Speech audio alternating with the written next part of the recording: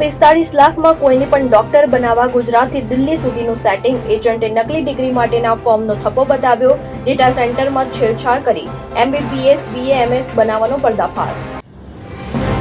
PM Modi જામનગરથી Somnath જવા રવાના. હેલીપેડથી Hamirji circle સુધી રોડ શો.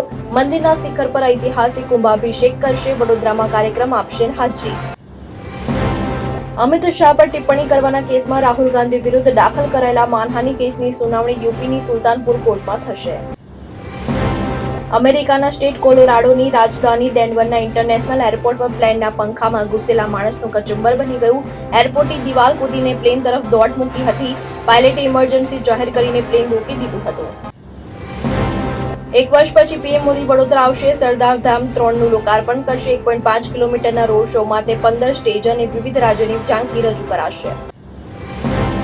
રાજસ્થાનનું બાડમેર સૌથી ગરમ 46.8°C તાપમાન. દેશના 9 શહેરોમાં પારો 44°C પાર. ચારધામના યાત્રાળુઓને 2 દિવસ યાત્રા ટાળવા અપીલ.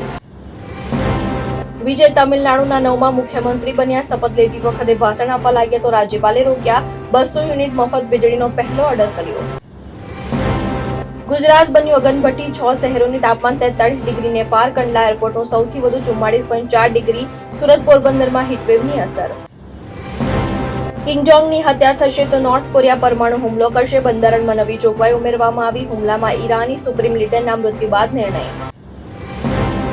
ISI સાથે સંકળાયેલા MPના 3 યુવકની ધરપકડ. દિલ્હી પોલીસે ખુલાસો કર્યો. મંદિર ઢાબા અને મિલિટરી કેમ્પ ઉડાવવાના હતા. પાકિસ્તાન મોકલ્યા હતા ફોટા.